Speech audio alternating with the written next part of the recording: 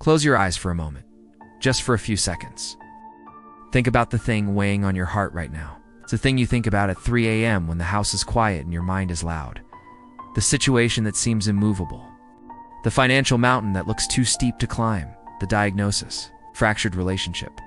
The dream that feels like it's dying on the vine. Feel the weight of it. That tightness in your chest. It is fear. Fear is a universal language. Doesn't care if you are rich or poor, young or old. Fear whispers the same lie to all of us. You are alone in this. You are not strong enough. This is where you fall. And you know what? Fear is right about one thing. You are not strong enough. Not by yourself. And that is actually the best news you will hear today. Because the core message is simple. God fights for you even when, and especially when, you are afraid. Let's talk about the fight. We don't like that word.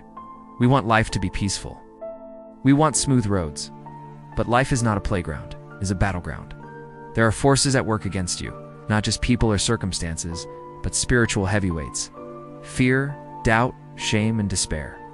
These are not just feelings. They are adversaries designed to paralyze you.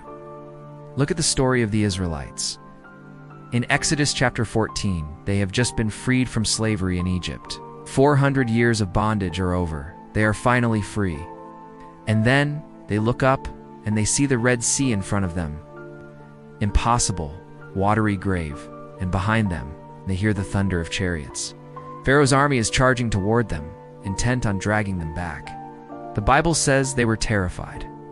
They cried out in fear. They said to Moses, "Was it because there were no graves in Egypt that you brought us to the desert to die?" They were sarcastic. They were scared. They were a mess. And yet, God didn't rebuke them for their fear. He didn't say, "Stop being such cowards." He simply said through Moses, 3 powerful phrases we need to hear today. He said, "Do not be afraid. Stand firm, and you will see the deliverance the Lord will bring you today." He didn't tell them to fight. He told them to stand still. This is the part we struggle with.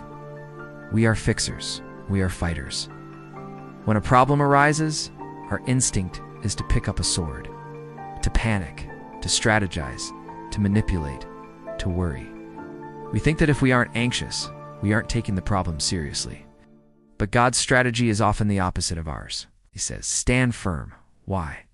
Because the battle isn't yours. It's His. When you are afraid, your vision narrows. You can only see the waves, the Red Sea, and the enemy, the chariots. You can't see the Almighty. Standing still is an act of faith. It is saying, God, my hands are too weak for this battle. My mind is too small for this strategy. I am going to stop running in circles, and I am going to look at you. God fights differently than we do. We fight with worry. He fights with peace. We fight with manipulation. He fights with miracles. We fight with exhaustion. He fights with rest. Standing still is hard. It feels passive. But in the spiritual realm, it is the most aggressive posture of faith you can take. You are laying down your weapons of fear, picking up the shield of faith. So what happened at the Red Sea?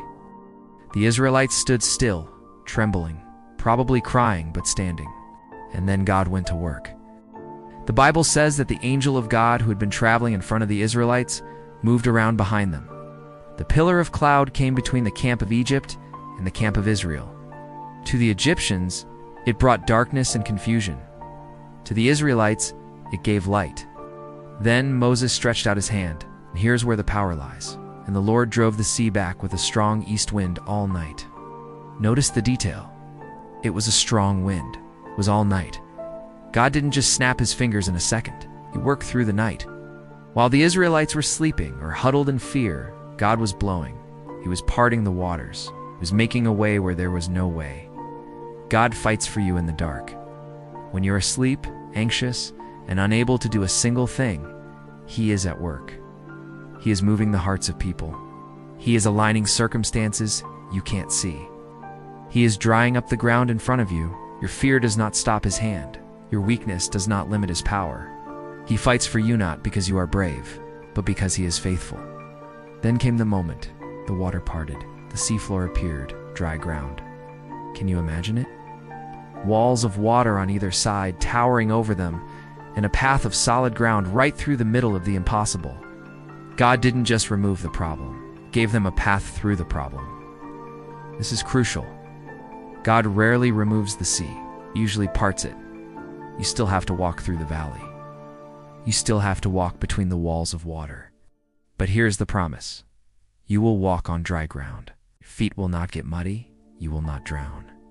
He makes the impossible terrain safe to walk on. And then the finale.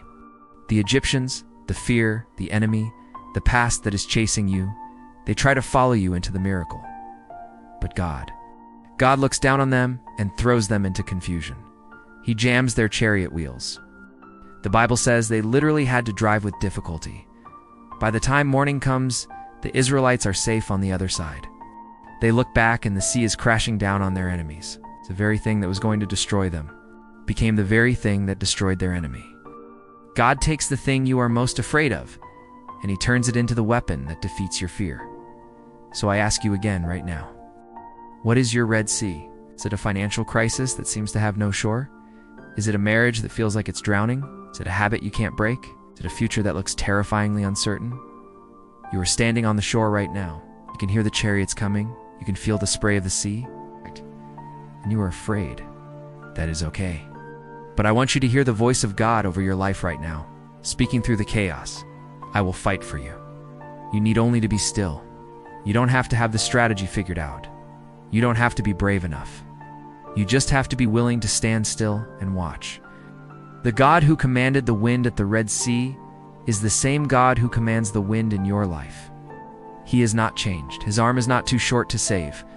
He is fighting for you while you sleep. He's fighting for you while you cry. He's fighting for you while you doubt. When you come out on the other side, and you will come out on the other side, you won't look back and say, "Look how brave I was." You will look back and say, "Look what the Lord has done." So let's make a decision right now. Let's release the battle. Take a deep breath. Breathe in His peace. And as you exhale, let go of the weight of fighting in your own strength. Say this with me, quietly or in your heart. I am afraid, but I am not alone. The battle is not mine. We'll stand still and watch you work. God fights for me. Go in peace today. The sea is about to part.